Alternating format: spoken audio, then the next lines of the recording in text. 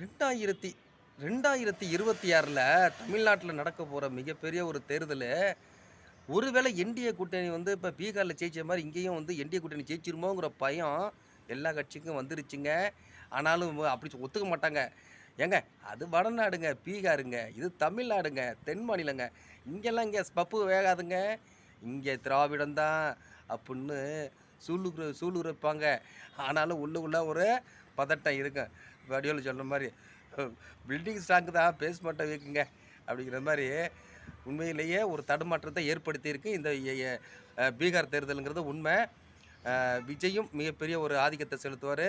அதேபோல மக்களால் போற்றப்படுகிற விவசாயத்துக்கு ஆதாரமாக இருக்கிற, நீர்நிலைகளுக்கு ஆதாரமாக இருக்கிற அண்ணன் சீமானின் தமிழ் தேசியம் இங்க மிக அளவு பேசப்படும். இந்த தேர்தல்ல சீமானுக்கு மிகப்பெரிய ஒரு வெற்றி வாய்ப்பு இருக்குங்கிறதையும் நம்ம பதிவு செய்ய வேண்டிய அவசியம் இருக்கு. பீகார் தேர்தல் வந்து என்டிஏக்கு ஒரு தெம்ப குடுக்கும்.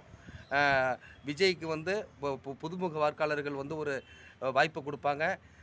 சீமான் அவர்களுக்கு இங்கே உள்ள வாழ்வாதாரங்களை காப்பாற்றணும்னா சீமான் முக்கியங்கிறத விவசாய மக்கள்லேருந்து நெசவாளர்கள்லேருந்து பாமர மக்கள் வெகுஜன மக்கள் வந்து ஆதரிக்கிறாங்கங்கிறது எந்த மாற்றும் கருத்து இல்லை.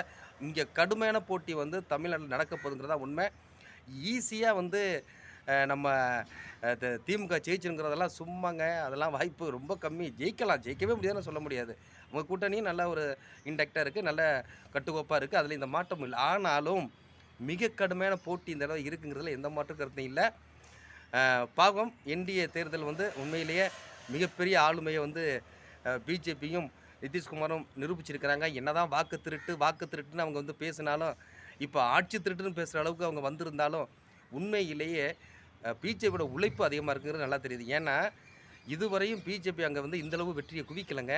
அதிக எண்ணிக்கையில் இதை வந்து பிஜேபி வந்து எம்எல்ஏக்களை பதிவு பண்ண போகுது. முன்னிலையில் இருக்கிறாங்க. கிட்டத்தட்ட 96க்கு மேலே போயிட்டுருக்கிறாங்க. மிகப்பெரிய வந்து வெற்றி அவங்களுக்கு அமைய போகுதுங்கிறது எந்த மாற்று கருத்தும் இல்லை. பிஜேபி ஒட்டுமொத்த இந்தியாவிலையும் வளர்ந்துக்கிட்டு இருக்குது. ஒட்டுமொத்த இந்தியாவிலையும் காங்கிரஸ் தேஞ்சிக்கிட்டே இருக்குது. அதுக்கு பல காரணங்கள் இருக்குது. அவங்கள அவ்வளோ சீக்கிரம்லாம் மீண்டு வந்தெல்லாம் வந்து ஆட்சி பண்ண போகிறாங்களா அப்படிங்கிறது வாய்ப்பே இல்லை. தனுஷ் போடுற மாதிரி அப்பன்னுட்டு ஆளே இல்லை சோலோவாயிட்டேன் அப்படிங்கிற மாதிரி என்டிஏ கூட்டணியில் நம்ம பிஜேபி அவர்கள் வந்து ஆப்பரேட்டில் வந்து ஆளே இல்லாமல் சோலோவாக அடிச்சுக்கிட்டு வந்துக்கிட்டே இருக்கிறாங்க. அவங்க வெற்றிகள் தொடரட்டும். இந்தியா நல்ல வளமாக வளரட்டும். வாழ்த்துக்கள் வாழ்த்துக்கள் வாழ்த்துக்கள்.